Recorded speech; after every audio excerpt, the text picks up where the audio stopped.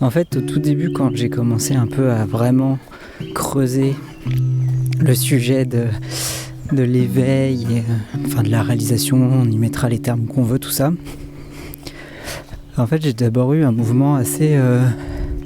J'étais plutôt réfractaire au concept, dans le sens où c'est comme si ça me paraissait absurde de chercher quelque chose qui peut pas s'atteindre. Ça me parle et en même temps, c'est complètement absurde, il n'y a rien à atteindre, c'était un peu bizarre. En fait, c'est quoi qui différencie justement le avant, ce qu'on appellerait l'éveil, et le après, ce qu'on appellerait l'éveil. Et pourquoi avoir l'aspiration d'atteindre ce truc-là, si au final on se rend compte qu'il n'y avait aucune différence avant-après? Est-ce qu'on peut quand même essayer de cerner un truc, quelque chose qui différencierait le avant-après? L'analogie qui m'est venue tout de suite, c'est vraiment ce truc du rêve lucide peut-être. Où effectivement il n'y a aucune différence dans le fait qu'on reste, un produit du rêveur, on reste un personnage qui n'existe pas en tant que tel, qui est apparu là dans l'imaginaire, dans le subconscient d'un rêveur, qu'on pourrait appeler la conscience, Dieu, ce qu'on veut. En tant que personnage, du coup, on ne sera jamais le rêveur et en même temps, on est le rêveur par définition. On peut que être ça. Donc que ce soit avant d'avoir réalisé qu'on rêvait ou après, c'est pareil, dans le sens où ça change rien à notre condition de personnage de rêve, entre guillemets, mais ça apporte beaucoup de confort. Il y a beaucoup plus d'espace et de recul et quand on rêve et qu'on ne sait pas qu'on rêve, on va tout se prendre de pleine face, entre guillemets, on va vivre vraiment tout personnellement pour le coup. Il n'y aura pas cet espace qu'on peut avoir quand d'un seul coup on réalise « Ah tiens, je suis en train de rêver » et là, peu importe ce qui se passe quelque part, ça devient presque rigolo, même si on était dans plein milieu d'un cauchemar, on est poursuivi par un loup-garou. Et si d'un seul coup on a ce déclic, ah là là, mais en fait je suis en train de rêver, limite le loup-garou, déjà il ne fera plus peur du tout, et puis on va s'en amuser, même que ça soit effrayant, ça va devenir du jeu, parce qu'on se sait en sécurité, on sait qu'on risque rien.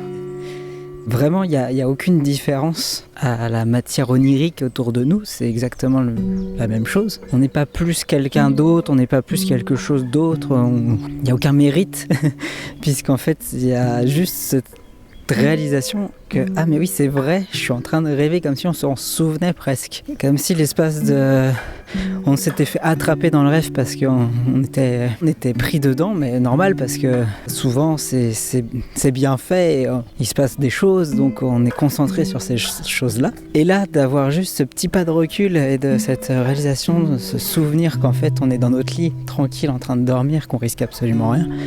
Et en fait ça change tout, ça change rien à l'intérieur du rêve, mais ça change tout sur la manière dont on va vivre le rêve, quoi. Alors je sais pas à quel point l'analogie du rêve elle tient dans le temps, mais c'est vrai que j'ai remarqué pour les rêves lucides que le fait d'affûter un peu l'attention et en ayant un travail quotidien, que ce soit avec la méditation ou juste si on est du genre à être beaucoup dans le moment présent, ça va forcément aider, parce que c'est comme si on vient réactualiser sans arrêt le fait que, ok, je me laisse pas emporter par ce qui se passe autour de moi, je me laisse pas embarquer par les objets, par les sensations, par les émotions. Je reviens vraiment juste à là, qu'est-ce qui réellement est en train de se passer, qu'est-ce qui est là maintenant. Et là, on vient connecter de plus en plus à vraiment ce qu'on peut appeler la présence ou être, ou à cette toile-là. C'est comme si effectivement il y avait une texture à ça, une saveur à ça, qu'on va peut-être pas apercevoir au début, qui est assez subtile.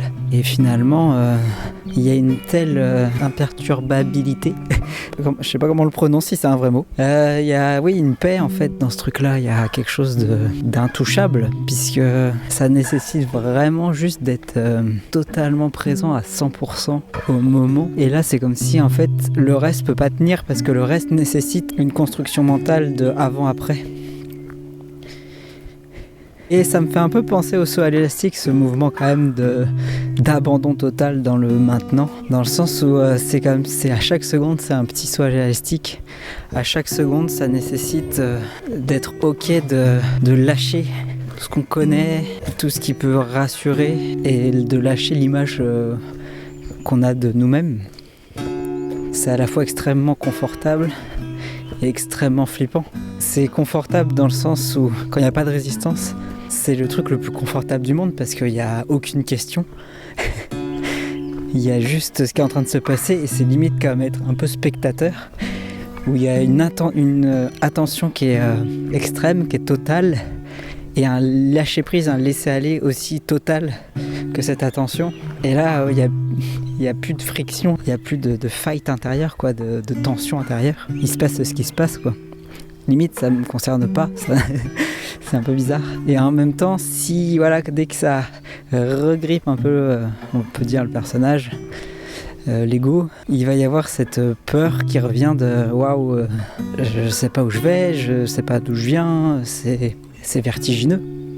Et c'est ok, enfin, c'est là aussi, quoi. Ça peut faire partie du paysage qui se présente, c'est aussi qui est le personnage qui est là, entre guillemets, qui n'existe pas. Mais c'est l'illusion du personnage, quoi. Et les peurs qui vont avec. Et tout ça, c'est beau. En fait, je trouve ça tellement beau de goûter à cette séparation. Il y a quelque chose d'incroyable. En fait, ça me donne la sensation d'une extrême complexité pour arriver justement à avoir l'impression d'être séparé. Pour, tu vois, ce jeu-là, pour qu'il ait lieu, ça a nécessité tellement de phases d'évolution, de pouvoir cristalliser de la matière, qu'on peut voir comme de la conscience cristallisée finalement, pour que cette conscience après s'anime et puisse peu à peu avoir conscience d'elle-même, une conscience de plus en plus complexe pour finalement arriver à ce truc-là de se sentir absolument séparé de tout, cette illusion incroyable de pas se rappeler qu'on rêve, c'est incroyable, quoi.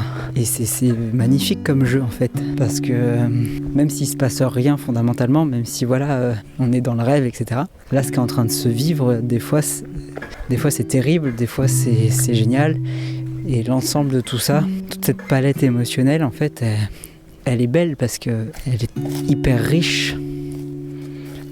J'ai l'impression qu'une fois que c'est goûté, une fois que c'est ressenti, qu'on peut tout trouver beau, entre guillemets, bah, il y a une sensation incroyable d'invulnérabilité parce que c'est comme si tout peut se présenter, parce que tout peut se présenter. Je sais pas comment le dire, mais en fait, il n'y a pas de danger. Même quand ce sera challengeant, même quand ce sera dur, quelque part, ce sera expérimenté, donc ce sera ok. Et c'est pas un ok en mode ce sera acceptable. Ce sera, enfin, pas en tant qu'humain, parce qu'il y a des choses il y aura des choses qui seront considérées comme inacceptables. Et voilà, ça fait partie du jeu aussi de se positionner, et il n'y a aucun problème avec ça non plus, parce que c'est ce qui se passe, quoi. En fait, c'est ça un peu qui je trouve un peu fascinant, c'est ce truc de, en fait, bah, il se passe ce qui se passe. Et c'est tout. En fait, il n'y a pas grand-chose d'autre à en dire. Et en même temps, j'aime trop et j'aurais plein de choses à en dire sans jamais arriver à bien en parler, j'imagine. En fait, je pense que ce qui, moi, vient me parler énormément dans tout ça, ce qui résonne, c'est vraiment ce truc, ce recul qu'apporte vraiment le fait de ne pas prendre les choses personnellement. J'ai trop envie de partager sur ces sujets. Donc bah là, c'est ce que je fais en essayant de ne pas trop me poser de questions. Mais en tout cas, bah, merci d'avoir écouté. Et si ça t'a plu, n'hésite pas à me le dire. Voilà.